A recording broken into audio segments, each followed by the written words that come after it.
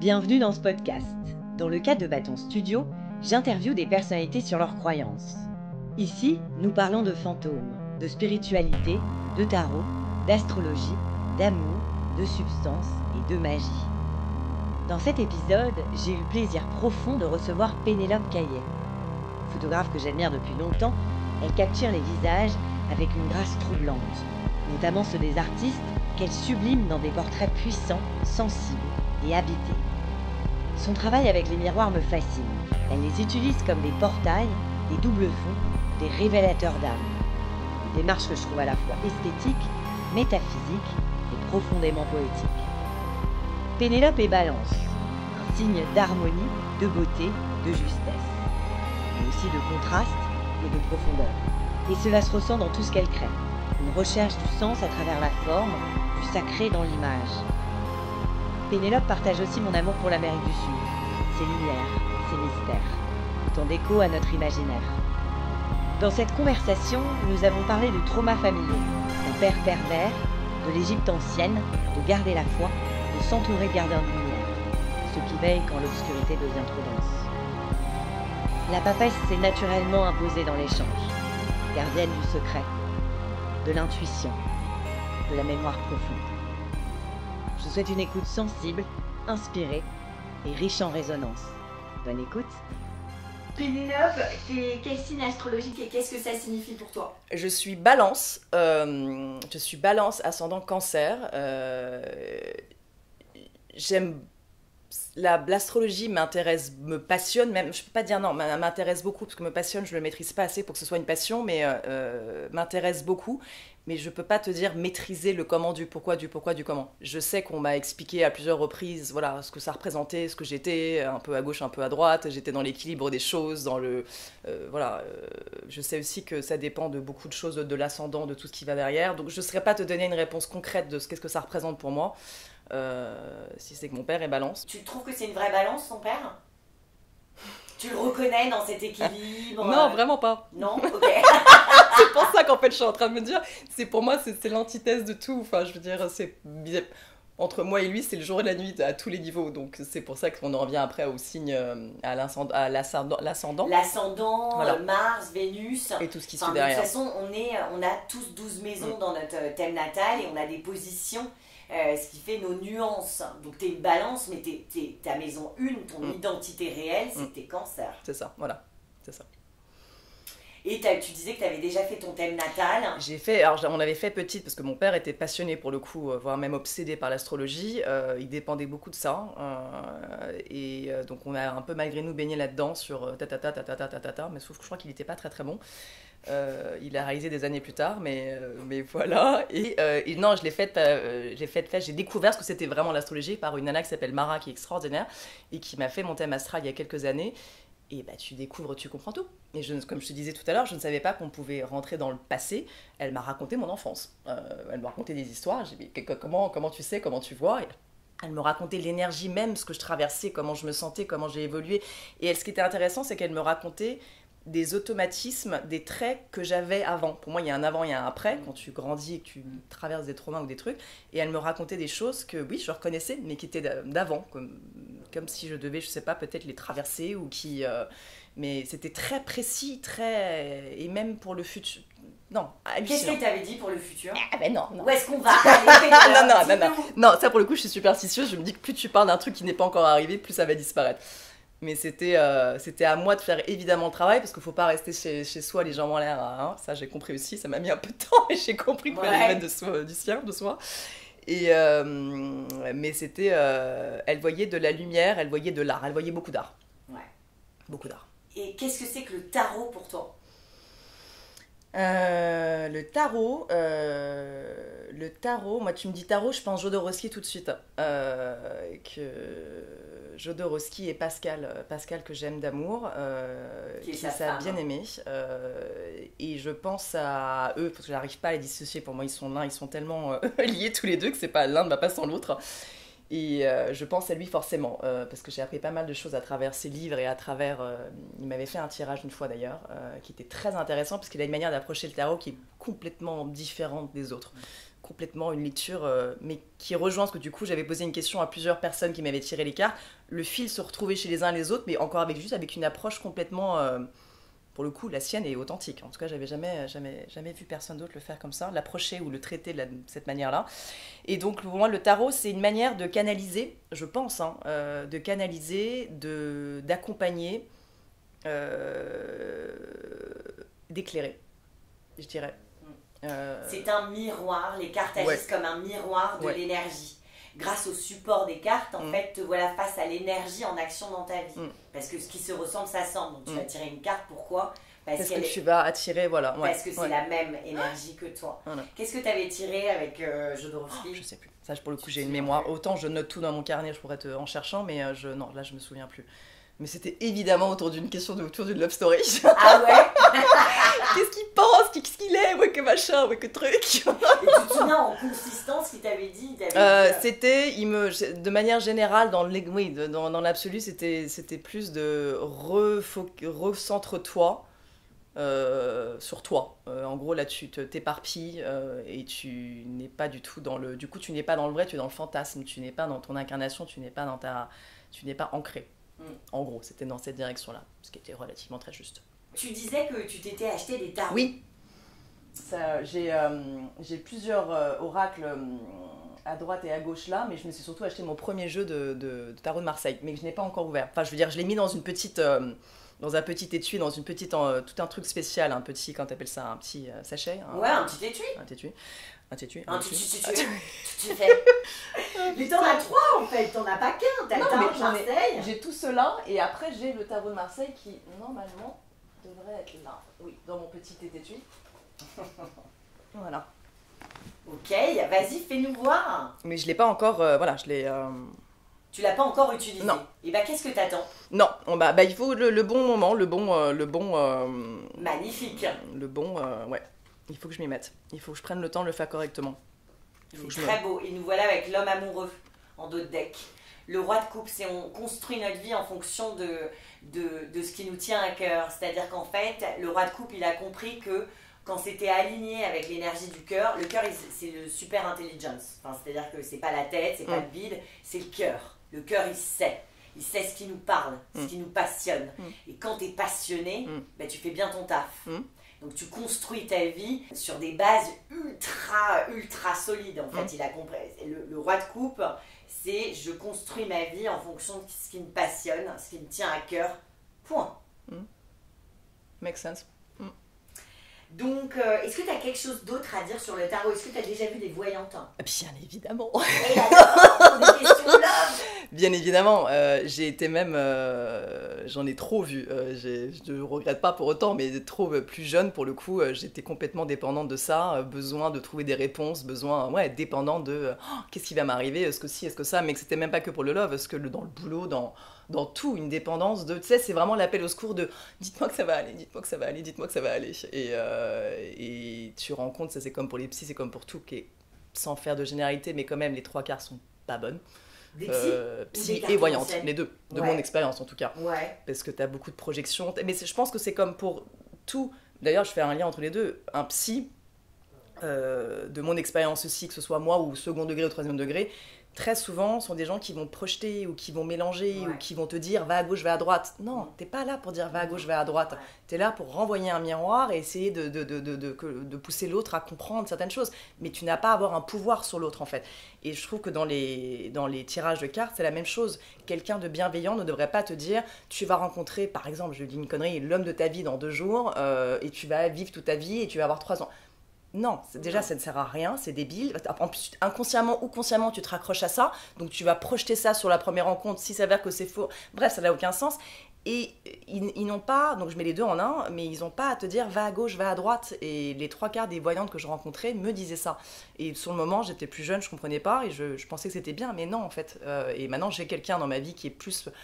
Je l'appelle ma gardienne de lumière, Vanessa, si tu m'entends. Ouais. Qui, elle est extraordinaire. Son don, on y croit pas, chacun, c'est qu'elle parle avec tes anges. Et je connaissais pas ça avant de la rencontrer, elle. Donc, en fait, elle, dès le début de la séance, c'est au téléphone, besoin de rien, juste ton prénom, même si c'est une première fois, pas de date de naissance, de rien.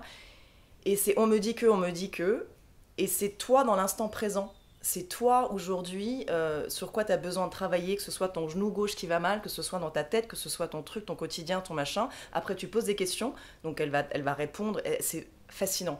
Mais c'est constructif. Et on n'est pas dans le passé, on est dans le futur, pardon, on est dans le présent. Donc c'est presque thérapeutique finalement. Ouais. Sauf qu'avec elle, une séance avec elle, bah, c'est équivalent à, je sais pas moi, 10 séances de psy. Parce qu'elle a accès à tout, ça va beaucoup plus vite. Tant que tu chopes le truc, tu grandis. Laisse tomber. C'est très intéressant ce que tu dis sur le fait que y a des gens qui ne savent pas gérer l'outil. Non. Et c'est extraordinaire quand on tombe sur Vanessa ou quand on tombe sur quelqu'un qui fait bien son boulot. Bah, de toute façon, c'est vrai pour tout. Absolument. Mais c'est rare parce que je pense en plus qu'il y a de plus en plus de gens qui s'ouvrent à ça et qui à ce monde-là. Mais même encore une fois, je reviens avec les psys, mais qui ne savent pas de... Et puis ça peut être dangereux aussi. Hein. Ça peut être dangereux parce que même la nana qui va voir une voyante et qui croit en elle et qui dépend d'elle, après c'est toujours pareil, c'est une leçon pour elle aussi d'apprendre à, se recentrer. Mais bon, c'est dangereux d'avoir des gens qui ont une emprise sur toi. Et Jodorowsky a cette même approche, tu vois. Il y a pas d'emprise, il y a pas de. C'est quelqu'un justement, tout le monde le dit que c'est un gourou, et c'est le premier à dire je n'aime pas ce mot. Parce que non, gourou, c'est quelqu'un qui va... Non, lui, après, il a ce qu'il apprend, lui, ce qu'il a expérimenté, il a transcendé son histoire, il a appris, justement, il met beaucoup de poésie partout, lui, et il est là pour montrer un chemin.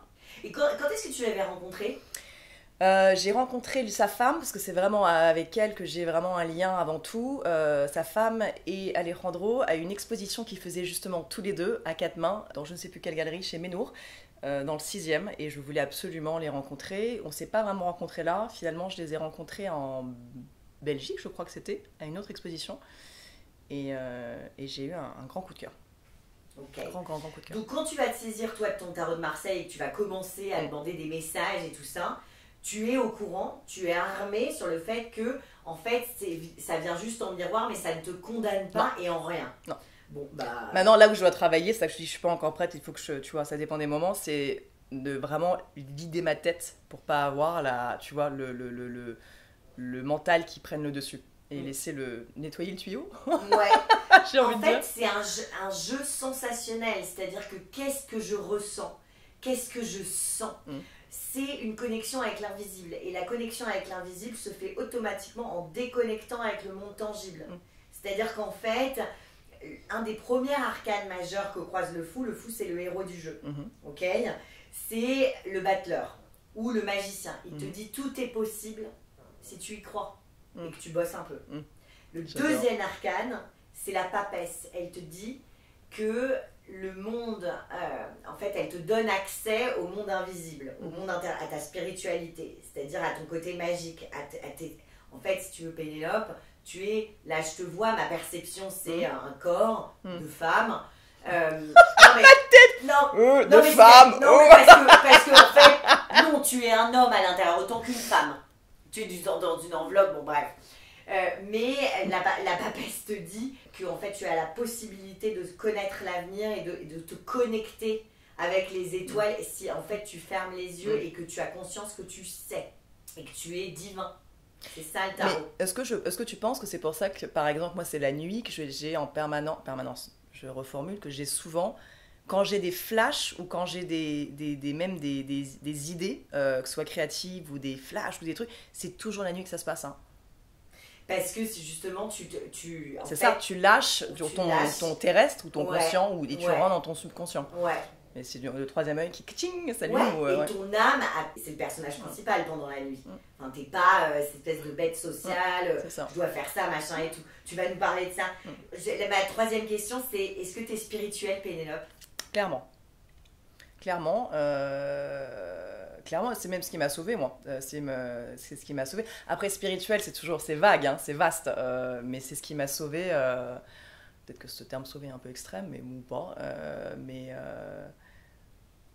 En sortant de la famille d'où je viens et de tous les traumas et tous les si et les si et les ça et les mi et les si, tu avais d'abord la première approche qui vient de tes parents, qui est donc thérapeutique, psy, tout ce que tu veux.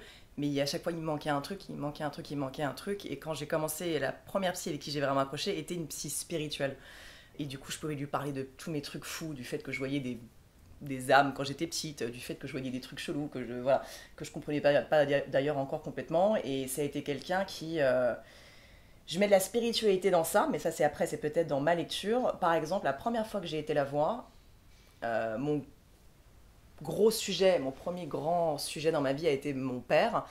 Et elle m'a tout de suite dit, vous verrez Pénélope, en temps et en heure, vous remercierez votre père pour toutes les horreurs qu'il vous a faites. Je dis, mais elle est ouf celle-là, mais c'est un enculé mon père, c'est machin et tout. Ah, j'étais mais malade. Je sais pas quel âge j'avais, je me suis dit, mais je t'arrive, elle a rien compris la pauvre. Et ben, quand tu prends un peu de la bouteille et que tu comprends un peu et que tu traverses, ben ouais, pour moi je lis ça à la spiritualité parce que c'est un regard qui est lié à la spiritualité, de comprendre selon tes croyances. Moi je pars du principe que tu choisis tes parents et ta famille. Donc je me disais, mon père, ok, je l'ai choisi, ce bâtard, c'est ma bataille. Et donc je dois comprendre en fait, au lieu de pointer du doigt et de il est ce qu'il est, mais je dois transcender et je dois comprendre. Et aujourd'hui, enfin depuis quelques temps maintenant, je suis arrivée au stade de, ok, merci papa, j'ai compris. Parce que tout ça, en faisant ça, bah, ça m'a appuyé sur ça. C'est grâce à ça que je fais ça. C'est grâce à ça que... Après, c'est à moi de faire le boulot. Tu peux après rester victime aussi, hein, c'est toujours pareil. Mais c'est grâce à lui et que j'ai été finalement même dans la spiritualité. J'ai envie de te dire que ça a aussi été éveillé vers là. Après, tu refais un monde. Hein. Ça se trouve, si j'avais pas... Si, j'aurais été à gauche, à droite, j'en sais rien. Et on s'en fout, on ne saura jamais. C'est extrêmement rare, les Pokémon très évolués qui n'ont pas souffert. Plus tu pleures, plus tu grandis. Plus t'es dans le noir, plus t'es éclairé. Ouais. C'est-à-dire que, on va pas revenir au tarot, mais c'est clairement représenté dans le parcours justement du fou. Le fou, c'est celui qui ose ne pas faire comme tout le monde. Déjà, c'est la première leçon. C'est ose être. Sortir des codes, voilà, ouais. Ok. Et évidemment, on est là pour souffrir et on est là pour découvrir. Ouais. C'est une putain de leçon d'être sur Terre. Donc, moi, tous mes potes... les gens que je choisis, c'est des gens qui ont perdu un frère, je veux dire, parce que du coup tu t'es relevé et que y a donc t'es quelqu'un qui a souffert, et tu es quelqu'un qui du coup a trouvé la lumière. Grave. Ah, il y a vraiment un avant et un après, hein, mais c'est même pas une sorte de chapitre, ça va au-delà d'un tome.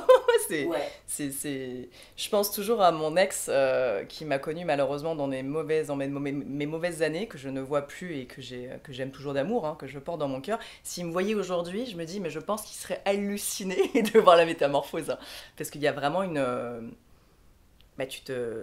déjà quand t'as de la colère, t'as de la tristesse, t'es complètement endormi, tu subis, t'es une victime de toi-même, des autres, de tout. T'es pas toi. Donc déjà, tu subissais tout, je subissais tout et j'étais malheureuse avec un gigantesque M majuscule. Hein. Et tu sais même pas que t'es malheureuse tellement t'es malheureuse en fait. T'es tellement, et puis tu connais que ça finalement, donc tu ne t'en rends pas compte. Tu sais même pas que t'es en colère. Moi, je pensais être extrêmement peace, love, flex, jusqu'au jour où je l'ai vomi cette colère, dans tous les sens du terme. Et c'était comme un truc d'exorcisme.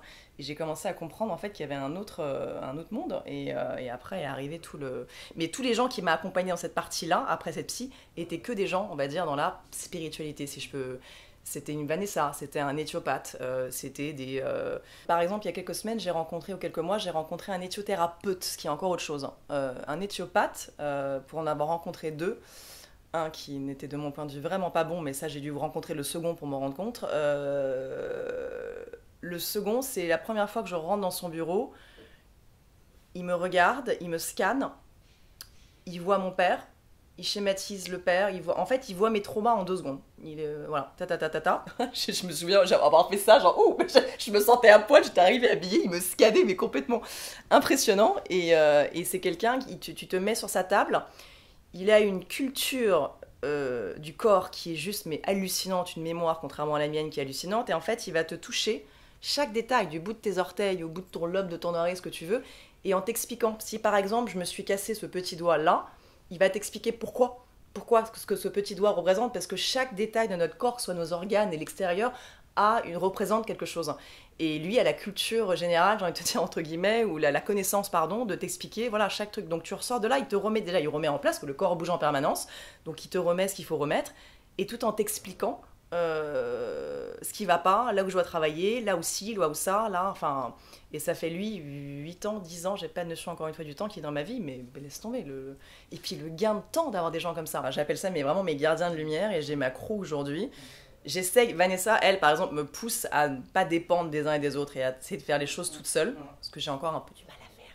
Tu vas y arriver. J'aime bien. Déjà, t'as fait beaucoup de... C'est la prochaine étape. Elle a son Mars en Capricorne, hein, Pénélope. Donc, en fait, plus ça va aller, mieux ça va aller. Et donc, de la musique, des rituels. La lune, je l'aime bien la lune. Je l'aime bien et je me fais un petit rituel classique, hein, rien de spécial, mais je me fais un petit rituel en nouvelle lune et en pleine lune. Et en général, je la sing bien la lune. Ouais, et là en vierge, c'était sévère. Intense. Très Je dors pas en intense. général, je fais des cauchemars, où ça part en transe, où ça part dans des freestyles un peu chelous, mais... Il se passe des trucs, toi, la nuit. Hein. Ouais. Mais j'ai un autre Elle a monde sa qui se lune passe. en lion, c'est-à-dire qu'elle a sa lune en soleil. Donc l'astre qui représente le lion, c'est le soleil.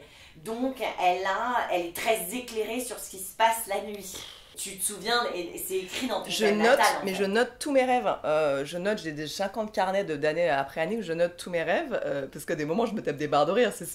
Pour moi, t'as du Scorsese avec qui se retrouve avec du Tarantino, avec je ne sais... T'as des mix de scénarios en un rêve qui sont... Mais on dirait que j'ai pris je ne sais quelle drogue avant de me coucher. Attends, vas-y, raconte.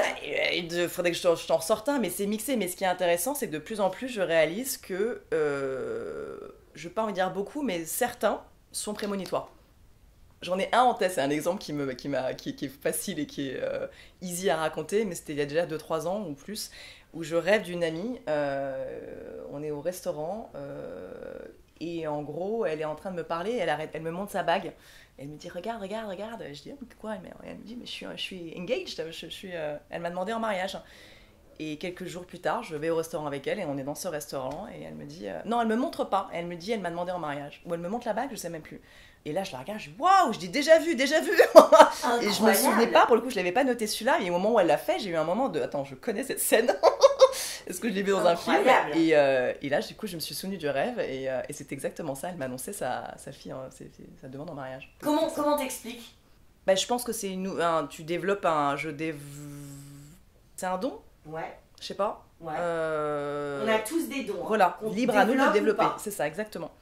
Et moi, depuis toute petite, on me dit que on me dit que j'ai des dons, on me dit des trucs que je n'ai pas forcément, je ne cherche pas à développer. Mais par exemple, on m'a souvent dit, même en voyance, les morts. Depuis toute petite, je vois des trucs qui se baladent, plus depuis un certain temps, heureusement, mais je vois des esprits qui se baladent qui m'ont terrorisée, mais des trucs qui m'ont traumatisée. Tu peux demander à arrêter de les voir. Alors, petite, je comprenais pas, puis évidemment, mes parents me disaient « Ah, t'as fait un cauchemar, retourne te coucher ».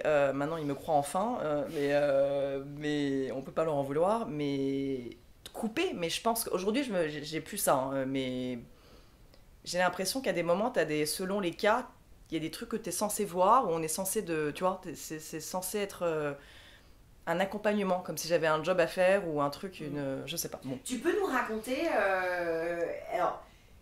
les visions que tu as une ou la plus marquante, il est évidemment que l'énergie ne disparaît pas, l'énergie reste, les gens laissent une trace. Et donc ça arrive très souvent, enfin je veux dire, il y a tellement d'histoires et il y en a beaucoup dans mon podcast. J'ai enregistré la semaine dernière, ça je couperai, avec Caroline Drogo, qui est voyante. Je sais pas si tu vois, elle fait des oracles, elle est dessinatrice, et puis elle a un podcast que j'adore qui s'appelle Arcane. Et c'était carrément flippant en fait. À la fin, les mecs la réveillaient la nuit tout, et elle a demandé, elle a dit arrêtez s'il vous plaît, ça s'est arrêté tout de suite. Oh waouh, ok. Il est évident qu'énergétiquement on peut voir. Okay. Ah mais voir oui, mais couper surtout. Hein. Okay. Et couper. Okay. C'est-à-dire que si c'est pas possible et que c'est inconfortable, t'apparaissent plus. Mais toi racontais, donc du coup t'en avais vu, celui qui m'a traumatisé vraiment pendant des années, je me souviens, on habitait à Paris, je devais avoir, je sais pas, 7 ans, 6 ans, bref, j'étais très petite. Et j'avais, tu sais, ces lits un peu à l'ancienne, avec des bordures devant et derrière en bois haute, je sais pas comment t'appelles ça. Et je me souviens de la scène, tu sais, chaque détail, l'odeur, le sentiment, ce que j'ai ressenti, et j'étais dans mon lit, et j'ai cette énergie, je peux pas l'appeler autrement, qui me réveille. Un sentiment de... Ouf. Et j'étais sur le côté, je me tourne sur le dos, mais c'est comme si on me guidait, mais tu sais, comme une marionnette que tu tiens par des ficelles, quoi. Je sais pas comment dire ça, on me retournait, c'était pas moi qui me retournais, on me retournait. Et je me mets sur le dos, et là, je vois sur le rebord de mon lit, c'était coupé à peu près à là, un homme avec un chapeau, et un espèce de rire, mais diabolique. Et je hurle de toutes mes forces, je me cache sous la couette, Et j'entends encore mon cœur qui bat, je dégoulinais, j'étais dans tous mes états. Et au bout d'un moment, je me dis, j'en tremblais, et je regarde et je me dis, bon, 1, 2, 3, je vais me taper le couloir et je vais rejoindre mes parents. Je crois que mes sœurs de sortie n'étaient pas là, et je suis arrivée dans la chambre de ma mère. Mon père ronflait, ma mère dormait, bref, c'était une catastrophe, personne pour me réconforter. Et en fait, ce qui est très con, c'est que, évidemment, voilà, le lendemain, tu racontes à tes parents, on te dit, ah chérie, t'as fait un cauchemar, vas-y, fais pas chier, tais-toi. Tu sais, t'as beau être une môme, tu sais très bien ce que t'as vu, que tu l'as pas inventé, que tu l'as pas imaginé. Et c'est surtout que je savais, et j'ai vraiment ressenti, hein, surtout, là je te parle avec le regard d'une adulte, que c'était quelque chose de mauvais. J'avais un espèce de diable au bord de mon lit. Pendant des années, en fait, j'avais qu'une peur, donc ma peur était de... Je ne voulais plus voir. Donc en fait, je dormais toujours sous ma couette, même si je dégoulinais, ma mère savait plus quoi faire, j'étais en nage toute la nuit, où il fallait que je sois face à un mur, comme ça je pouvais avoir un tout petit peu d'air, mais j'étais face à un mur pour être sûre de rien voir. Même dans les hôtels, quand on voyageait, on bougeait mon lit pour que je sois... Je pouvais pas ne pas dormir, et je pouvais pas dormir seule non plus. Et en fait, pour la faire courte, c'est seulement avec Vanessa, justement, des années après, que je lui en reparle de ça. Et elle me dit, va voir sur Google, tape homme au chapeau, fantôme, machin. Il y a des gens qui ont vu cet esprit et qui l'ont pris en photo. Ah, quand je leur dis ça, je leur dis des choses de cool. Parce que c'est un esprit, on va dire, random ou commun, ou que tu vois, qui va au bord des lits des gens et qui fait ça, et un espèce d'esprit. Et donc j'ai revu par plusieurs personnes qui l'ont pris en photo, cet esprit que j'avais vu. Ah, et donc on peut prendre en photo cette énergie. Ah bah il faut croire. Moi j'avais évidemment 8 ans il y a quelques années. Donc il n'y avait pas l'appareil photo, mais c'était lui quoi. Mais c'était lui, donc mais je l'ai revu. Incroyable, et sur quel forum, enfin comment t'as... Ah j'ai juste googlisé vraiment ce qu'elle m'a dit, hein. Elle m'a dit on me dit de te dire de faire, donc j'ai fait, voilà, j'ai répété, enfin j'ai copié-collé ce qu'elle m'a dit, et j'ai plusieurs personnes qui racontaient la même expérience du coup. Et est-ce que t'as des esprits cool qui sont venus? Oui, ma tante. Qui est en photo là-bas, qui est très présente toujours. Elle est ressortie d'ailleurs en séance avec Vanessa. C'était assez fou parce que c'est une femme avec qui je me sens très liée, surtout depuis qu'elle est plus là. C'est assez étonnant. Je l'ai peu connue, et elle est morte d'un cancer de la gorge. Et j'étais en séance avec Vanessa et elle me dit à un moment, elle commence à tousser, et elle me dit j'arrive pas à parler. Je dis ça va. Elle me dit non mais en fait il y a une femme là. Elle continue à tousser. Et elle me dit, elle est chez toi, elle est autour de toi, et j'ai mal à la gorge. Elle continue à dire, j'ai mal. Moi, tout de suite, je capte, je la laisse faire. Et elle me dit, non, bah, elle est là, et elle t'aime beaucoup, et elle t'envoie plein d'amour. Et elle me dit, la cigarette lui manque beaucoup, parce que c'était une grosse fumeuse de clope, évidemment. Elle a dit, elle adore, parce que je fumais à la base, je fumais, j'ai arrêté. Et elle me dit, elle adore quand tu fumes des cigarettes, ça lui manque, elle est autour de toi. Et au bout d'un moment, je dis, c'est ma tante Ariel, et elle est morte d'un cancer de la gorge. Elle me dit, je comprends mieux pourquoi j'ai ma gorge en feu. Ah ouais. Et alors, qu'est-ce qu'elle venait te raconter? Et elle venait raconter, en fait, elle est venue donner des conseils à ma mère sur des problèmes de famille qui est en cours, j'entrerai pas dans les détails, qui étaient des conseils précieux, hallucinants, mais ça c'est vraiment à écrire dans un film. Et moi, elle me disait qu'elle venait, voilà. En fait, de nulle part, Vanessa me dit, elle apprécie beaucoup, parce qu'elle a toujours été sur mon hôtel, elle apprécie beaucoup la photo d'elle que tu as mis avec l'encens et toutes les bougies. Comment Vanessa veux-tu que je sache ça? Vanessa, on est au téléphone, elle n'est jamais vue chez moi, donc elle me décrit exactement la scène parce que elle voit, elle s'appelle Ariel. Et à un moment, elle m'a aussi raconté, parce que moi plusieurs fois dans mon ancien appartement, j'entendais dans ma chambre ça, sauf qu'il n'y avait personne derrière, c'était un escalier, bref. Et elle me dit, tu dois entendre ça. Je dis, mais oui, qu'est-ce que c'est? Mais elle me dit, c'est ta tante qui veut dire, ouais, je suis là. Trop bien. Elle est certainement dans tes anges, enfin, je sais plus ce qu'elle dit, Vanessa. Non, mais moi, pour moi, il y a un côté gardien. Moi, je la sens comme ça. Et en plus, elle s'appelle Ariel, donc on adore. Mais, on adore. Voilà. Total. Ouais. J'ai pas commenté, mais je l'ai pensé. Donc, t'es grave spirituelle. Truc de ouf. Mais truc de ouf, en fait. Donc, t'as eu une histoire, ça t'a sauvé. Moi, je vais te le dire, ça nous a sauvés, ça nous sauve. Ouais. Et on va voir la suite, mais tu vas t'approprier l'outil, en tout cas du tarot. Et t'es bien entourée. Et je suis très bien. Je ne serais pas où je le serais sans eux pour le coup. À chaque fois quand je leur dis ça, ils me disent non, mais c'est toi. Je dis non, mais c'est un travail d'équipe. Mais c'est quand même vous qui me donnez des outils. Après, je les chope parce que j'ai vraiment envie d'avancer et de grandir. Mais c'est quand même vous qui me donnez des outils extraordinaires. Donc non. Et voilà, si c'est pas le premier qui marche, c'est le deuxième, comme l'éthiopathe. Enfin, on y va quoi. On va passer à la superstition. T'es superstitieuse? Oui. Enfin, Ouais. pas beaucoup, mais parce qu'autant j'ai une amie, Tatiana, dès que je pose mon chapeau sur un lit, dès que je fais un truc, c'est une catastrophe. Ça, c'est la vraie superstitieuse. Moi, sur des petits trucs, comme je te disais, j'essaie de pas trop parler de choses avant qu'elles arrivent. Ça, j'ai l'impression que ça, je m'auto fais sauter sinon. Je me fais sauter, je m'auto fais sauter. Et sur des petits trucs... des petites conneries, tu vois, mais qui Le sont sel, pas... le pain, l'échelle, le chat noir. Ouais. Oui, ouais, c'est ça en général, touche dans du la rue, je vais bois, pas en dessous. Oui, je touche du bois. Des conneries comme ça, mais rien Ok. de foufou. Ouais, mais tu mets ta peur dans l'objet. Bah, après, tu vois, la dernière fois, je partais sur un shoot, je prends un miroir, le miroir, je le pète avant le shoot. Je me dis, catastrophe, le shoot, tu vois, je commence à me dire, c'est la merde, c'est machin. Et le sujet que j'allais shooter, qui était une nana que j'aime beaucoup, me dit, oh, t'inquiète pas, c'est ta réalité. Tu crées ta réalité. Donc elle me dit, si tu veux voir ça comme un drame énergétiquement, que tu vas casser ce miroir, que ta journée sera pourrie, que ta vie sera pourrie, que je ne sais quoi, machin, Elle le à sent. toi de switcher l'importance que tu mets à la situation. Et je me suis dit, c'est pas mal ça. Et je pense qu'elle tient un truc. Parce que oui, moi je vais me dire, casser un miroir, ça pue du cul, c'est mauvais, c'est machin, il y a tel et tel truc, je sais pas ce qu'on te dit comme connerie, ou 7 ans de mauvais 7 cul, ans ou, de d'abstinence.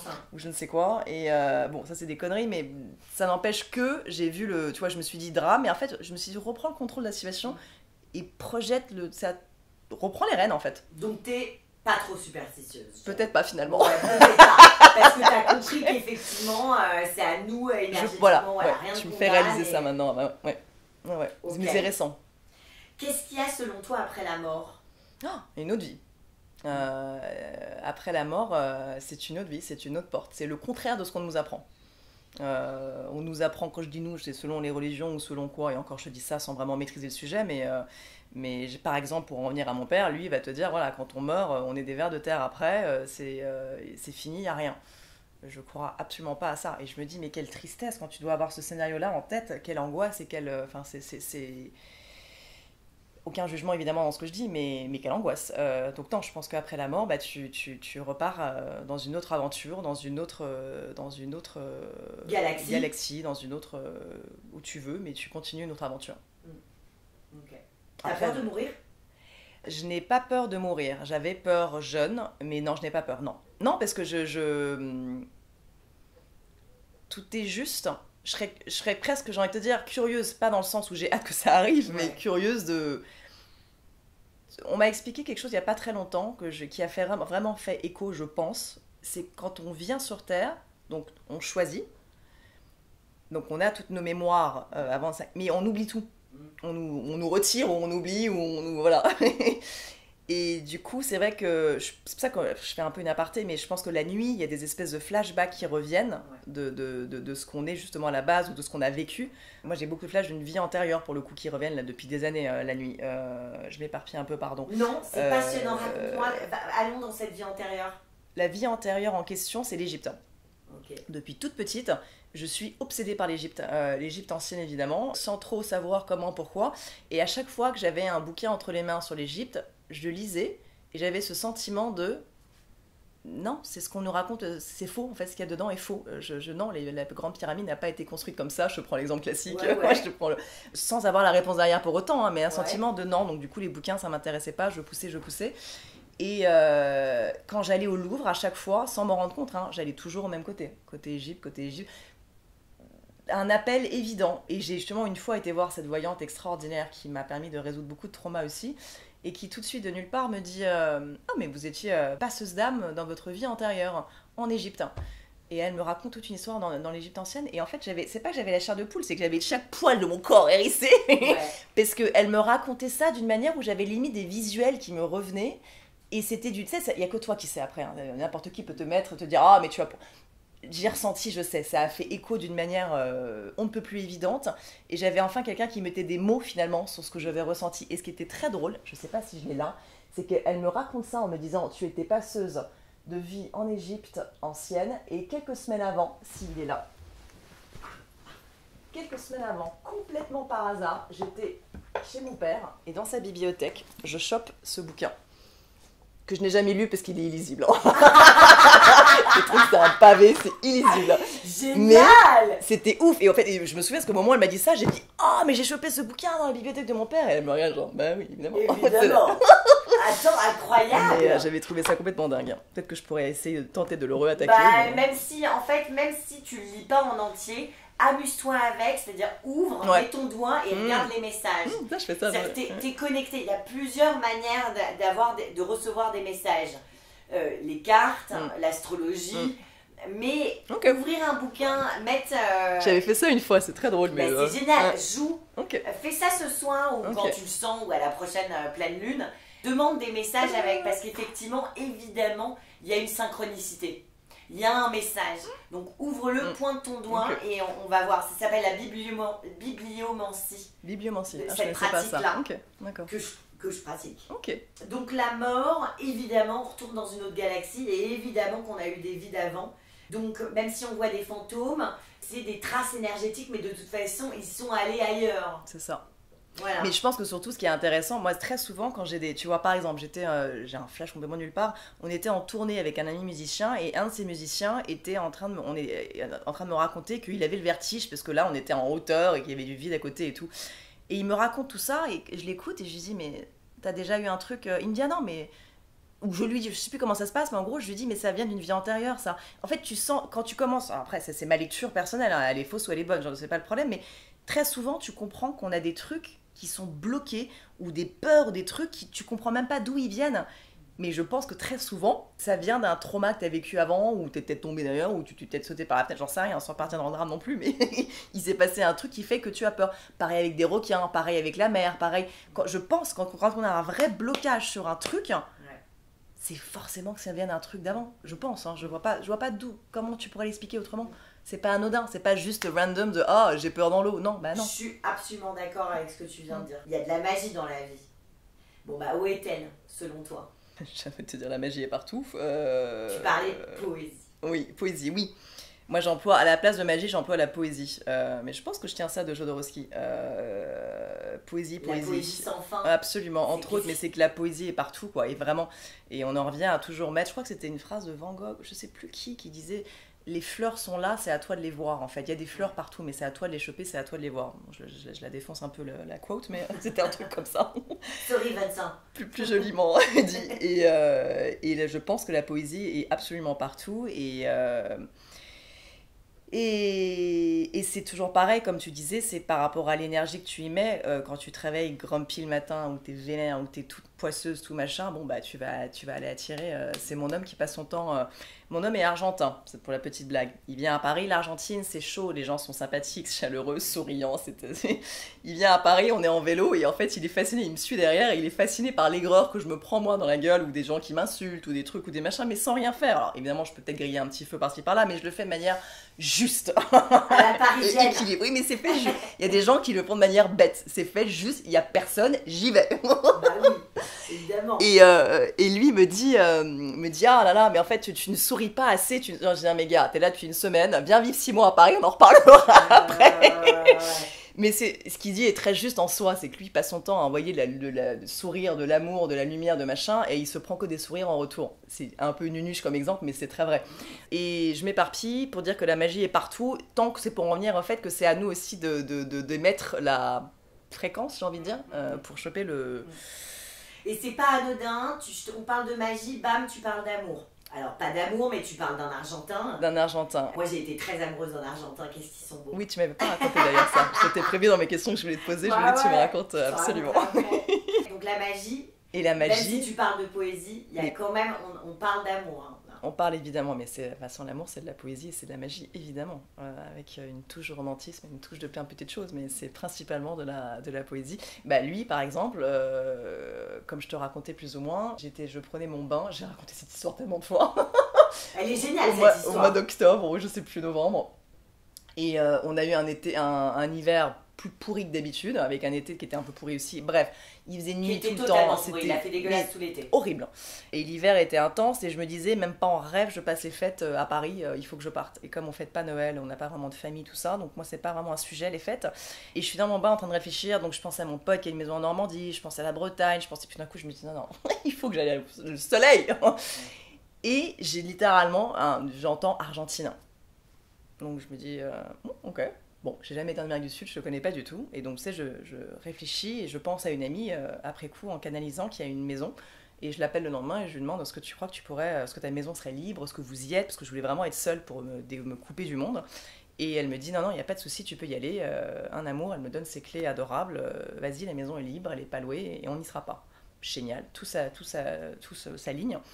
J'y vais et, long story short, je rencontre cette merveille d'homme. Et donc pour en revenir à la magie, pour moi j'appelle ça, alors moi j'emploie le terme poésie, la poésie de la vie, c'est qu'on m'a chuchoté dans mon bain, où j'ai entendu Argentine et qu'au début je pensais que je devais y aller pour travailler, parce que là-bas je partais pour travailler sur une expo et je pensais que voilà, tout s'alignait pour ça, mais en fait une fois que je l'ai rencontré, j'ai compris qu'on t'as fait des photos de gaucho qui sont magnifiques, hein. Elles sont magnifiques, moi j'adore ces photos, hein. Allez voir les photos de Pénélope, hein. Mais les photos que t'as prises en Argentine, on sent qu'il y a de la magie. Ah mais c'était déjà de la lumière, quand tu viens te taper 6 mois à Paris, j'exagère, mais dans le noir total, il fait nuit à je sais pas quelle heure, là j'arrive, il fait le soleil se lève à 5h du matin, t'as un soleil pas possible, il se couche, je sais pas, à une heure raisonnable, à 8h le soir ou quelque chose comme ça, rien que ça déjà, la lumière, et de la lumière dans les yeux, meuf, quand t'as plus de lumière, même artiste ou pas artiste en fait, Là, j'étais là à nouveau. Ma chienne est venue avec moi. Elle a gagné 5 ans de vie. Elle était au taquet à sauter partout. Là, c'était l'heure de la sieste. Chérie d'amour. De toute façon, vous avez dû l'entendre un peu ronfler. Hein. Trésor. On adore. Ah, c'est vrai. Mais on adore. Moi, j'adore. Moi, j'entends plus. si, au début, mais là elle est vraiment dans un profond sommeil. Donc okay. Ça pour dire que voilà, ça pour moi c'est la poésie ou la magie de la vie de voilà, on te dit là, tu vas à l'autre bout du monde, j'avais jamais été, tout s'aligne, là, et je rencontre une des plus belles rencontres humaines que j'ai fait jusqu'à présent. Mais encore une fois, parce que tu as su entendre. J'ai chopé, ouais. Ah, je l'ai chopé, j'ai chopé quand on m'a dit Argentine, j'ai entendu, tac. Ouais. Et tout s'est aligné après derrière. Est-ce que c'est la première fois qu'on te chuchote quelque... Ouais. Non, maintenant là comme ça, j'aurais pas forcément d'exemple à te donner, mais non. Non, peu importe, mais ouais. Non. T'as cette capacité tout à fait. À incarner la papesse, c'est-à-dire à écouter ta voix intérieure et à écouter et à avoir accès au monde invisible qui te soutient. Ben, c'est la nuit très souvent que ça se passe en général. Là, c'était... bon, il faisait nuit, mais... Et la papesse, il fait nuit. Voilà. Je te montrerai la carte tout à l'heure. Ouais, je connaissais pas. Je serais pas étonnée qu'elle revienne dans tes énergies. Ok. Qu'est-ce que c'est que les rêves pour toi? Alors là, on a beaucoup à dire. On en a déjà un peu parlé, mais c'est une question du podcast, donc on va y aller. Qu'est-ce que c'est que les rêves pour toi? Je pense que c'est une ouverture. Je pense que tes anges te parlent, ou je vais parler pour moi, donc mes anges me parlent, parce que peut-être que c'était différent pour chacun. Ça, pour le coup, je suis pas. Voilà. C'est différent pour chacun. Moi, personnellement, je le ressens comme des messages de mes anges, des messages soit de choses qui vont arriver, ou de choses que je dois faire, ou on peut appeler ça comme de l'inspiration. J'ai eu 2-3 fois des flashs où il est arrivé de me réveiller vraiment avec une clairvoyance d'un projet que j'ai écrit tout de suite, parce que j'avais qu'une peur, c'est qu'il parte, parce que après tu peux oublier. Et d'un projet d'ailleurs dont un que j'ai toujours pas fait, qu'il faut que je réactive, où c'était d'une clairvoyance absolue de ok, l'idée en fait était pondue à un scénario de A à Z, mais tellement clair que tu peux pas. Je me dis c'est pas possible de ne pas. Ou une fois aussi on m'a dit, je venais en gros j'ai entendu un nom, un mec que j'avais rajouté sur Instagram, un réalisateur, et j'ai entendu le contacte-le. Et j'osais pas lui envoyer un message, et je l'ai fait, on est devenus très bons amis, il m'a donné des conseils, mais tu peux pas savoir, précieux dans ce que je fais, et c'est devenu un papa spirituel, entre guillemets, papa spirituel, un papa professionnel, comment tu peux appeler? Mentor, voilà, je préfère le terme mentor. Et un mentor, et j'aurais jamais osé le faire si j'avais pas entendu... T'es méga connecté, Pénélope. J'adore quand tu fais ça. Non, mais c'est méga connecté, la drogue...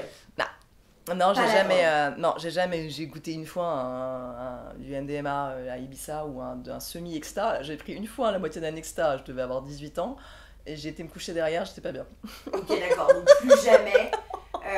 Et pour toi, c'est quoi? Alors, tu n'en fais pas l'expérience, enfin, tu en as fait vaguement, mais je veux dire, c'est hors de ta vie, mais pour toi, c'est quoi les drogues? C'est du poison? Je maîtrise pas, mais par exemple, j'ai un pote qui, alors c'est pas vraiment de la drogue, mais ça peut être perçu, c'est toujours pareil selon comment, qui est passionné de champignons par exemple, et que certains peuvent te dire que c'est de la drogue, tu vois, donc je sais pas dans quelle catégorie ça tombe. C'est un hallucinogène naturel, voilà, c'est comme l'ayahuasca, c'est naturel. Voilà, selon comment tu le doses, selon comment tu gères, donc je sais pas si ça rentre là-dedans. L'ayahuasca d'ailleurs, j'ai prévu de le faire ça. J'ai un tout petit peu peur, mais je me dis que c'est le moment, ça y est. Ouais.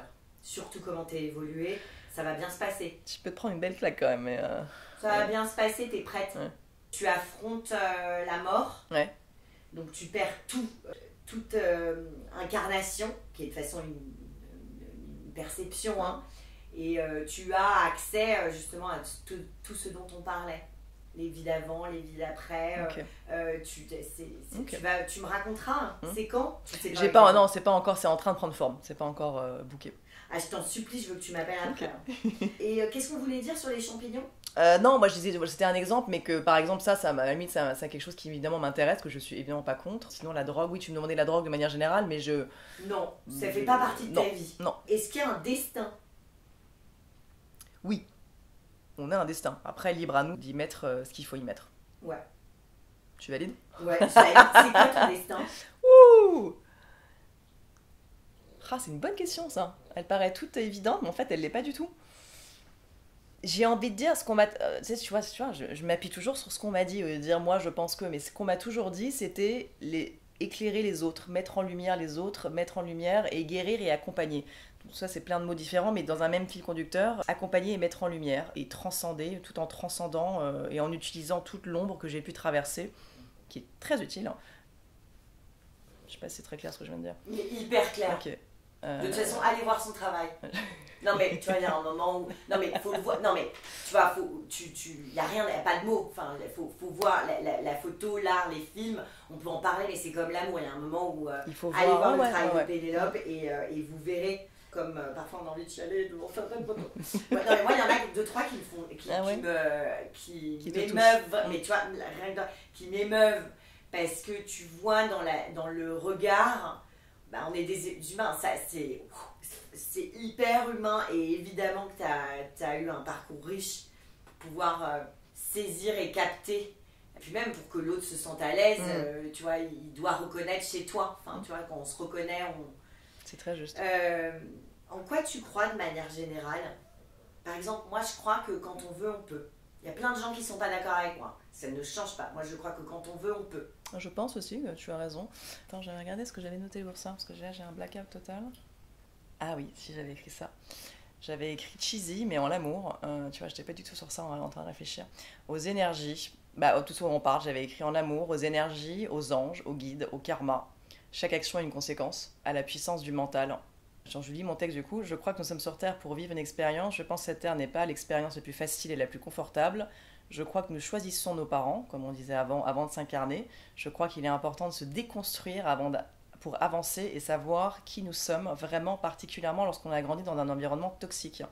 Je crois à l'importance du temps. Notre temps est précieux, ne pas le donner à n'importe qui. Mais ça, c'était un... Et tu crois en toi? Aujourd'hui, oui. Mais ça a mis du temps. Ouah, ça a mis du temps. Avant, c'était... Bah ouais, mais c'est ça qui est génial, c'est le progrès. Ouais. Mais il a fallu le déconstruire, là, comme je disais, c'était pour moi un des moments les plus importants pour moi ou précieux, a été la déconstruction de tout l'environnement dans lequel j'étais, pour en fait du coup découvrir qui tu es. Parce que Bukowski par exemple dit cette phrase que j'adore: Can you remember who you were before the world told you who you should be? Ouais. Tout y est. Et finalement, si tu analyses de manière un peu primaire, tu viens au monde, bon, t'as ton paquet d'avant, peu importe, tu arrives, on va dire que t'es clean entre guillemets. Tu te forges à travers tes parents. Tes parents projettent sur toi ce qu'ils veulent que tu sois. Ils projettent qui ils sont, leurs traumas, leurs problèmes, leurs trucs, leurs maladresses, leur amour aussi, hein, pas que le mauvais, heureusement, ça dépend. Bref, tu te forges à travers eux, comme une pâte à modeler qui prend forme à travers ta mère, ta soeur, ton père, ce que tu veux. Après, t'es projeté dans la société, selon le milieu où t'es, dans les schémas, dans les codes, dans les trucs. Et après, on te dit déjà, tu vois, il faut que tu te maries, il faut que tu fasses... Mais moi, je pars du principe, en regardant sans le moindre jugement, que les 3/4 des gens, je ne sais pas, il y a des gens qui sont endormis, entre guillemets, parce c'est comme si, en fait, ils vivaient une vie qui est programmée dans des codes. Certains sont très heureux, c'est pas le problème, mais qui vivent une vie parce qu'il faut la vivre, et ils font les choses pour... Et en fait, ils n'ont pas pris le temps, ou ils n'ont pas eu le luxe d'avoir le temps, ou ils n'ont pas, enfin tout dépend, de revenir en arrière, mais qui suis-je moi en fait, hein. Je suis pas ce que mon père m'a dit d'être, ce que ma mère a dit que je voulais faire. Je te Moi, je pense qu'il schématise. faut avoir douillé pour se déconstruire. Ah clairement, C'est sinon il n'y a pour ça pas de... que Ouais, faut la sortir de... douille, Ouais, c'est un cadeau. elle est née absolument. Ouais, tu ne comprends pas tout Et de en suite quand fait, tu te prends, la mais- mère qui te frappe, le père qui te viole, Ouais. c'est dur de dire ça. Et je peux le dire parce que moi, je suis une enfant battue. Et je pense que je me serais pas fait démonter toute mon enfance. Je ne serais pas la personne... Après, je pense que tu as les deux cas, parce que tu as ceux qui vont vivre des traumas et qui restent victimes, ouais. évidemment. Ça, il y en a malheureusement un paquet, et tu as ceux qui transcendent, et tu as ceux qui... Ouais, qui... Mais voilà, c'est surtout pour en revenir au fait de qui es-tu ? Parce que tu n'es pas forcément la fille de Jean-Paul, de Ginette, de machin. Qui es-tu toi avant d'avoir été projeté sur tes codes ? Donc la déconstruction de, en fait, non mais ça j'aime pas, ça je suis pas d'accord, ça j'y crois pas, ça non, ça oui, je sais rien. Et pour en arriver à mais en fait c'est ça. Et surtout, en fait, je m'aime, qui tu es toi. Ça c'est un truc que j'ai découvert vraiment longtemps, parce que moi meuf, j'avais une telle angoisse de moi-même que je me détestais tellement, mais il y avait même, ça va aller au-delà de se détester, je me trouvais tellement laide de l'intérieur, de l'extérieur, de tout, mais vraiment, j'insiste parce que c'était un vrai dégoût, que je ne pouvais pas sortir de chez moi. Et en fait, quand je sortais, il fallait que je sois mais manicurée en talons aiguilles, en trucs, en machin, parce que avec les années, je découvrais qu'à travers le regard extérieur, on me renvoyait une image de ah mais t'es pas mal toi. Et donc c'était mon oxygène. Donc je dépendais du regard extérieur pour respirer. C'est les bruits. Regardez-moi cette bébête d'amour. Oh, ce On réveil. t'aime, toi, chérie. Alors, t'as fait un rêve prémonitoire. Con maman. Je dépendais du regard extérieur pour respirer et pour être. Parce que je me détestais tellement de l'intérieur. Et je te dis, comme je voyais qu'on me regardait, donc du coup, j'en me faisais encore plus et plus sur l'extérieur pour qu'on me regarde, parce que c'était mon oxygène.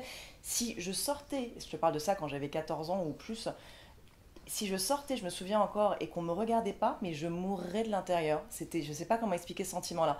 Et c'est pour insister à quel point je reviens de loin sur l'amour de soi, mais ça, encore une fois, c'était voilà, l'environnement familial et tout ce que tu veux. Ça prend du temps, hein, évidemment. C'est tout un travail, c'est pas en 2-3 séances, d'apprendre C'est le à travail d'une vie. t'aimer d'une vie, ouais, absolument. Mais encore aujourd'hui, hein, je peux avoir des espèces des trucs, c'est comme des cicatrices, elles font partie de toi. Il y en a une qui peut de temps en temps s'ouvrir un tout petit peu, faut remettre un petit coup de point de suture. Elle fait partie de toi, mais c'est à toi d'en prendre soin et de la. Mais elle fait partie de toi. Elle sera toujours en toi. Pénélope, dernière question du podcast, après je vais te tirer une carte. Attends. Qu'est-ce qui s'est passé, toi? Tu veux que je coupe? Non, bah après Non. tu peux, on garde et tu quoi, On verra. Tu me dis, hein. dans les grandes lignes. Dans les grandes lignes, en fait c'est toujours pareil. Aujourd'hui c'est marrant, c'est le monde à l'envers, mais c'est un terme qui est tellement délicat à employer. Mais je parle de moi, hein, même si on est 3 filles, et ma mère a été tout autant traumatisée à sa manière. J'ai été élevée par un très très très très gros pervers narcissique. Qu'est-ce qu'un pervers narcissique? J'ai besoin de le préciser un tout petit peu, parce que des gens malheureusement confondent encore un tout petit peu ce terme. Ce n'est pas un connard, ça n'a rien à voir. C'est quelqu'un qui est malade, qui est brisé, qui est cassé, qui est tout ce que tu veux, et qui prend, pour résumer, du plaisir, un plaisir jouissif à te détruire. Vraiment, tu prends l'image d'un vampire qui va prendre ton sang, bah lui c'est prendre ton âme si tu veux, il prend toute ta lumière et toute ta joie. Et ça, c'est jouissif pour lui. Donc on est 3 filles, là, le plaisir c'est de les monter les unes contre les autres, et il est très intelligent. Donc tout ça est fait avec une manière, c'est presque théâtral, c'est presque beau dans l'horreur, je sais pas comment dire ça, il y a quelque chose de c'est fascinant. Et donc du coup tu grandis dans un environnement. J'ai une scène par exemple, que j'écris dans le film, qui est une scène précise que j'ai dans le film que j'écris, où j'étais toute petite, j'avais, je sais pas, 8 ans, je dis ça complètement au hasard, peut-être moins, et je rentrais dans son bureau, on habitait à Genève, et il m'a traumatisée dans les études. Il m'a tellement traumatisée que j'étais incapable de les prendre à l'école. Tu vois, j'ai toujours cette image de la prof, 1 et 1, ça fait combien, Pénélope? J'avais tellement peur que j'osais même pas réfléchir à la réponse, de peur de me tromper dans la réponse, même si elle était évidente, donc c'était, je ne sais pas. Tétanisée. Hein. Et ça, tout le monde, je crois que tu peux que comprendre quand tu l'as vécu, ce genre de truc. Mais j'ai appris après que dans le cerveau, quand t'es enfant, il y a une partie dans ton cerveau qui se bloque dans ces cas-là, quand tu vis un espèce de trauma, et voilà, donc ok. Je connais très bien le dossier. Et donc je rentre dans son bureau après l'école pour... ma maman était complètement sous emprise, donc incapable de me protéger, et c'est pas sa faute, tu vois, c'était un vrai sujet. Et je rentre dans son bureau après l'école, comme tous les jours, et je me souviens ce jour-là, et tu restes des heures, en plus t'es toute petite, et grand bureau, grand monsieur, tu vois, tout fait grand, toi t'arrives toute petite là, derrière, et il joue sur tout. Et en fait, ce que je veux raconter là-dessus, c'est que tu passes 3 heures là, je finis par être en larmes, il me met la tête sous le robinet, je suis dans un état de drame, je n'arrive même plus à respirer, de trucs, de machin. Il peut crier par moment, mais avant de crier, il va te regarder. En fait, tout est dans les yeux et dans la manière. Et c'est quelqu'un, comme je disais à ma mère, quand tu sors de là, t'as pas d'arme du crime.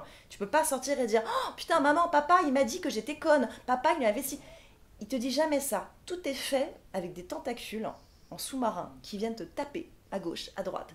T'es incapable de le comprendre quand t'as cet âge-là en plus. Donc tu ressors de là, t'es anéantie, t'es éteinte, mais tu peux même pas le raconter parce que tu ne sais pas ce qui s'est passé. C'est fait avec d'une telle intelligence, d'une telle perversion que en fait, voilà. Et donc depuis toute petite, en fait, c'était ça. Et il te nourrit de l'intérieur, et t'es éteinte, il te détruit. Il y a l'humiliation et l'horreur. Et justement, ce que j'écris, justement, c'est la version d'une enfant. Parce que souvent, dans la perversion narcissique, on parle du couple. Et là, moi, ce que je veux raconter, c'est comment est-ce que tu grandis là-dedans, le point de vue d'une enfant, et après, on en revient à la lumière. C'est comment est-ce que tu passes de l'ombre à la lumière, pour finir... lumière, ombre, lumière, parce que je suis arrivée à la base lumière, j'ai été dans l'ombre, et pour après transcender toute cette horreur et finir dans la lumière. C'est ça les grandes lignes de ce que j'écris, mais j'ai encore tout à faire. Quelle force de dire les choses et d'avoir choisi justement la lumière plutôt que le déni, et de juste couper et d'en parler, et de... Enfin, tu pourrais balayer le sujet en disant mon père c'était pas ça, machin, enfin je veux dire, tu mets les mots, Aujourd'hui, plus jeune, je pouvais pas. Et j'ai eu un autre trauma qui s'est révélé il y a quelques années, du moins qui est remonté à la surface, qui a été un abus physique, sexuel. C'est marrant, j'ai du mal à... de ma nounou quand j'étais très petite. Et ça s'est remonté avec des angoisses que j'avais finalement en permanence. Tout était une angoisse. Sortir mon chien était une angoisse, tout était une peur, tout était un truc, tout était un sujet. La vie privée était compliquée, tout était là. Et c'est ressorti par une nausée que j'avais finalement du jour au lendemain qui est arrivée. Des angoisses, des pleurs, enfin je te la fais un peu dans tous les sens. Mais c'est une voyante et un hypnotiseur qui m'ont guéri. 2 séances hypnotiseur, le pauvre. Première séance où j'étais chez lui, moi je mets de l'humour en général toujours sur les trucs dramatiques, donc je rigole toujours de tout, j'ai besoin, et j'arrive, et j'avais qu'une hâte, moi je commençais à mettre le doigt dessus grâce à la voyante, grâce à des trucs, et j'avais qu'une hâte, c'était en fait de plus être victime de cette histoire, donc m'en débarrasser, parce qu'une fois que t'affrontes le truc, je me dis bon on y est, on va la mettre à sa place et on avance. Première séance, tout le truc est ressorti, séance d'hypnose semi-conscient, et tout le truc est ressorti. Et en fait, cette nausée que j'avais depuis quelques semaines était en train de monter, et je me disais, putain, je vais lui vomir à la gueule, je vais lui vomir à la gueule, je vais lui vomir à la gueule. Et il finit par me réveiller. Et le truc était là. Et là, il me dit, bon, bah racontez-moi, Pénélope. Et là, je fais mes blagues, comme toujours, un peu pour détendre l'atmosphère. Et je dis, ouais, mais... Et en fait, bah, je me suis retrouvée, parce que j'ai revécu, si tu veux, les scènes dans l'hypnose. Et donc, je lui dis, je faisais la maline, hein, la femme qui m'a... J'arrivais pas. Et je répète ça, mais je sais pas, 5-10 fois, je me rends pas compte, la femme a un sentiment très particulier. Et là, je la regardais, mais j'étais... Et là, j'ai pas vomi, hein, mais j'ai un truc... Mais alors là, je suis partie dans un acte de scène 3, par terre, des hurlements, de pleurs, de trucs, de vomissements, d'une certaine manière, mais pas dans le sens propre du terme. Le mec était dans tout cet état à panique, là. Il m'aide, on se calme. Je fais encore une fois une blague pour détendre l'atmosphère. Et là, j'ai pu finir ma phrase, la femme qui m'a abusée. Et j'ai pu finir et mettre les mots sur tout ce que j'avais du coup dans l'hypnose vu. Et on a fait une deuxième séance. Et c'était entre guillemets résolu. Exorcisé. Ouais. Et on l'a retrouvée, cette nana ? Non. Mais j'ai pas... Et ce qui est marrant, c'est que quelques temps avant, quand j'ai commencé à mettre des mots, je disais à ma mère depuis des années, je sais qu'il m'est arrivé un truc, j'arrivais pas, et je mettais des mots, et je sentais, et après les choses sont arrivées en temps et en heure, et cette nausée en fait était le moment de dire, c'est prêt, voilà. Et derrière, une fois ma sœur m'avait donné son nom, avait dit son nom, c'est marrant, je me souviens plus aujourd'hui, et quand elle m'a dit son nom, je me souviens encore de la réaction que j'ai eue, mais dans tout mon corps, mais tu sais, une réaction, mais c'est psychique, physique, je sais pas. Et là, j'étais là, genre, waouh, pourquoi mon corps réagit de cette manière avec juste ce nom, tu vois. Et j'avais pas encore pris conscience. Et après, voilà, bon, tu fais ton petit schéma. Et les sœurs ont été victimes ou seulement Non, juste moi. Juste toi, ok. Bon, on va revenir à l'amour, parce qu'il y a de l'amour dans tout ça, même si... Faut le choper. Moi, je trouve qu'il faut les choper, ces gens-là. Faut aller les choper, quoi. Je suis désolée, mais tu vois, on sait pas ce qu'elles... Bon, Je pense qu'elle est plus là aujourd'hui, hein. Je pense qu'elle est morte. Elle était assez âgée, je pense qu'elle est plus là, mais ouais. Mais tu vois, quelqu'un, je sais pas si tu voudras regarder ça ou pas, mais quelqu'un m'avait dit une fois, c'était bien avant tout ça, enfin bien avant tout ça ressorte, m'avait dit, tu sais, c'était un médecin, je sais plus qui c'était, j'ai plus son visage, mais bref, m'avait dit, tu sais, j'ai un patient qui lui a été victime d'un viol collectif dans le désert au Maroc, une histoire horrible. Et il me disait, aujourd'hui, le gamin arrive à être reconnaissant de ce qui lui est arrivé. C'est quand même extrême, parce qu'on en revient à ce que je disais par rapport au père, mais t'as des, tu vois, et à ce moment-là, j'avais pas encore tout à fait compris, et je disais, mais comment tu peux en arriver, et surtout, comment tu peux dire ça? Parce que va dire à quelqu'un, mais tu peux même pas le dire en fait, finalement c'est quelque chose que tu dois sentir toi à un moment ou l'autre, ou pas, parce que libre à chacun d'eux, hein. Il n'y a pas une règle pour tout le monde, et chacun son rythme, chacun ce qu'il veut. Mais c'était une phrase qui m'avait quand même un peu bloquée, et je peux pas la valider pour cet homme évidemment, mais je la valide pour mes expériences. Mais c'est très délicat, parce que selon, encore une fois, le trauma... Mais là, ça demande... Moi, j'ai toujours cette image de zoom in and zoom out. Et alors, tu me diras, je suis photographe, mais quand tu zoom in, tu peux pas voir ce genre de choses. Quand tu zoom out et que tu prends ce recul-là, tu peux finalement, en regardant le décor, si tu comprends avec les bons trucs, les bons machins, réussir à conscientiser ça, je pense, je sais pas. Tu parles de toi, donc c'est vrai, oui. En ce qui te concerne, oui. Et c'est toi, c'est ton interview, donc on parle de toi. On va parler d'amour un peu. C'est quoi l'amour pour toi, Pénélope? Qu'est-ce que c'est que l'amour? Anti-sèche. On va dans les anti-sèches. Qu'est-ce que j'avais noté? Ah mais oui, évidemment. Pour moi, c'est ça l'amour. J'ai une obsession avec ce symbole depuis toute petite. Mais pour moi, l'amour, c'est ça. C'est la boucle de l'infini, que tu peux voir comme l'infini, que tu peux voir comme le chiffre 8, tu vois ce que tu veux. Certains, ils voient même $1, mais c'est pas le but. Ouais. Ah ouais, non, mais pas du tout. Non, je fais une blague. C'est un pote qui m'a dit ça. Je dis non, mais gars, t'as rien vu là. Et c'est, tu vois, c'est l'osmose entre deux êtres humains avec l'équilibre. C'est-à-dire qu'on est liés, on se tient, que ce soit en amitié aussi. Hein. Là, je parle évidemment dans l'amour couple, mais je veux dire, ça peut être pareil dans toute relation. C'est l'amour inconditionnel de deux personnes, mais si je reste dans l'amour amoureux, c'est deux personnes qui sont à part entière et qui se tiennent la main et qui avancent ensemble, mais sans se bouffer l'un et l'autre. Je sais pas comment mettre cette image-là. Oui, mais c'est pour ça que cette image, moi, ce symbole avec deux corps, je l'aime beaucoup. D'ailleurs, j'aimerais le faire en photo parce que tu as vraiment l'équilibre de on est liés, mais on est chacun, tu vois. On est un peu dans le délire yin-yang aussi, hein, mais on est chacun dans notre coin, mais tout en étant liés. Et chacun sa vie. Ça, j'ai mis des années avant de le comprendre. Hein. Parce que petite, tu crois que machin, là, mais non. Bah, en fait, Vénus en Scorpion, c'est intense. Hein. Je t'ai parlé d'appartenance tout à l'heure. Ouais, mais. Fait, Vénus en Scorpion, c'est la passion. Et la passion, malheureusement, c'est de l'amour. Hein. Mais je découvre aujourd'hui maintenant, avec la maturité, je découvre ce que c'est que de pouvoir faire ça de manière. Hey. De se rencontrer. Ouais. De voir comment ça sent. Et que surtout t'apprends que personne n'appartient à personne. Ah bah genre à tous les niveaux. Ouais.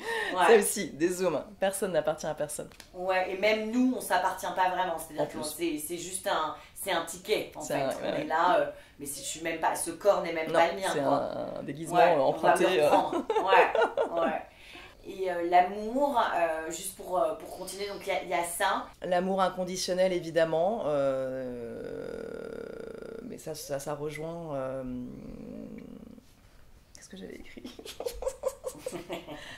Qu'est-ce que j'avais écrit? Quelque chose d'inconditionnel, de familier, un oubli de l'ego, voire même une disparition. Et retirer ton persona, la confiance. Ouais. La confiance. Est-ce que tu crois toi aussi que l'amour triomphera toujours? Évidemment. Évidemment. Mais encore une fois, ça peut toujours avoir une connotation un peu nunuche, mais c'est vraiment, non, l'amour. Mais ça a malheureusement une connotation un peu nunuche. Après, c'est peut-être même moi qui l'entends, mais ou peut-être parce que voilà, déformation ou...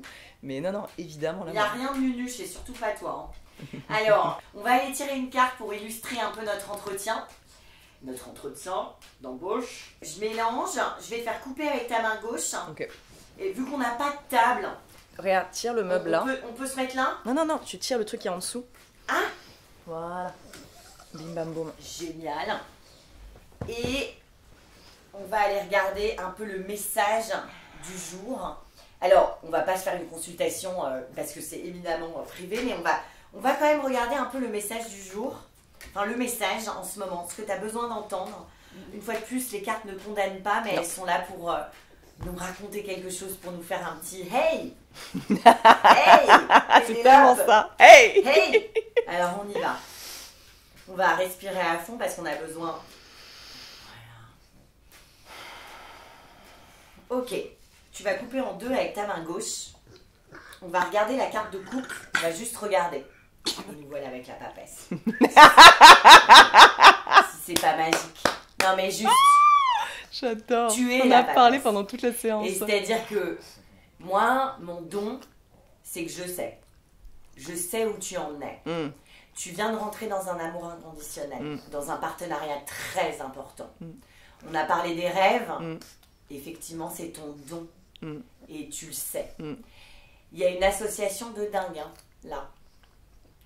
Les nouvelles associations, que ça soit amoureux ou dans le boulot, c'est grand. Et c'est... Toi, je t'aime trop, mais je t'aime vraiment. Tu es trop mignonne.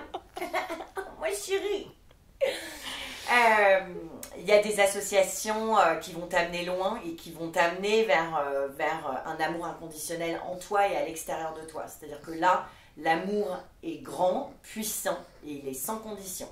Tu as accès depuis toute petite à ce monde invisible et tu es éminemment, extrêmement... Ça, c'est Jacquin et Boaz. Jacquin et Boaz, c'est, si tu veux, dans le temple de Salomon, je ne sais pas si tu connais un petit peu, c'est tout le monde invisible. C'est-à-dire que toi, tu as ce don de savoir, en fait, si tu veux, d'entendre cette voix intérieure. Sache que à ton contact, tu peux donner la capacité aux gens de la voir. Il faut que tu en aies conscience. Tu permets aux gens d'accéder à ton contact, d'accéder. Tu es une passeuse d'âme, c'est-à-dire que tu me parlais de tes vies passées. Tu as encore cette capacité et ce don de...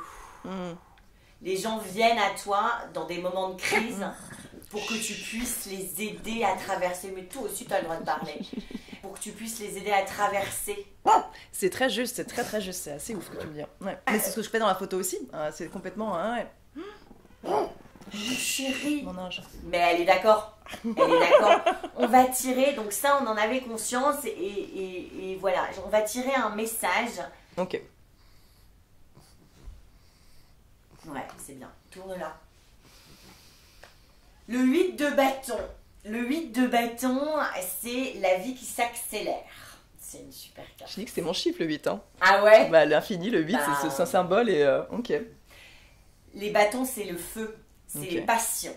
Tu viens, en fait, cette énergie-là, c'est quand l'énergie conspire à te faire bouger et à aller dans le bon sens. Le 8 de bâton, c'est une carte mineure qui te dit que tu rentres dans un tourbillon de la vie. C'est inarrêtable. Les choses s'accélèrent dans tous les domaines. Professionnel, amoureux, familial, spirituel. C'est-à-dire qu'il y a dans tous les sens. L'appartement, tu vas le trouver. Yes. Mais tu vas le trouver à un endroit, c'est-à-dire qu'en fait, c'est une catapulte. Ben d'ailleurs, regarde, c'est vraiment les messages qui perviennent. C'est-à-dire qu'en fait, tu vas faire des rêves, tu vas avoir des synchronicités, et les choses vont s'accélérer et s'intensifier, et les choses vont dans le bon sens. Tu as eu le 2, et tu as eu le 8. Nous voilà sur un nouveau départ, énergétiquement, c'est-à-dire quand tu fais de la tarologie, quand tu es... moi, je suis passionnée de numérologie, passionnée d'astrologie, les chiffres, c'est un portail, c'est une lecture. Toi, tu es l'énergie, donc 10. On a eu 2 cartes, il fallait bien. 8, 9, 10, ouais. Voilà. 10. Il y a un nouveau départ. Et tu es en train de manifester un grand rêve. Et c'est-à-dire que l'énergie conspire et les choses s'accélèrent pour t'amener là où tu veux aller. Magnifique. Merci Pénélope pour ta générosité. Merci à toi. Est-ce que tu as quelque chose d'autre que tu voudrais dire à nos auditeurs? Garder la foi, en fait, c'est ce que moi je repense à tous ces moments vraiment dans le désastre où moi j'ai vraiment voulu arrêter de vivre plus d'une fois. Mais c'est se rappeler, mais c'est la foi, parce que tu te reconnectais à toi et arriver à te rappeler et te dire je suis pas là pour rien. En fait, là, je suis juste perdue. J'ai un environnement, et je parle pas que de sa famille ou autre, hein, mais la société qui est toxique, tout est toxique autour de nous. Hein. Donc c'est très compliqué. En fait, on n'est pas aidé, hein, de manière générale. Donc, c'est pour ça qu'il faut construire son équipe de gardiens de lumière. Et donc c'est vraiment reconnecter à soi et avoir confiance de, ok, non, ce n'est qu'un moment. Le temps passe, avoir confiance que ça va aller mieux et de se reconnecter à soi pour retrouver la lumière, parce qu'on n'est pas là pour ça, quoi. On n'est pas là pour éteindre la machine, pour débrancher la machine. On est là pour... si on a choisi de venir, c'est tous pour quelque chose de particulier, qu'on a tous des choses à apprendre et arriver à percevoir et se remettre en question et que ne pas subir et arriver à voir la beauté partout, même dans le noir. Je pense que ça a été une clé importante. Ça demande du temps pour comprendre, mais l'ombre n'existe pas sans la lumière. L'un ne va pas sans l'autre. Donc apprivoiser le noir, parce qu'on en a besoin, et non pas en avoir peur, mais l'apprivoiser pour l'accepter et le dompter. Ouais, nommer ses diables, ouais. Et pas les... Enfin, ouais. Je pense, ça peut être ça, surtout, finalement, dans toute cette guerre d'ombre et de lumière à tous les niveaux. Ne pas le fuir, mais la dompter et l'apprivoiser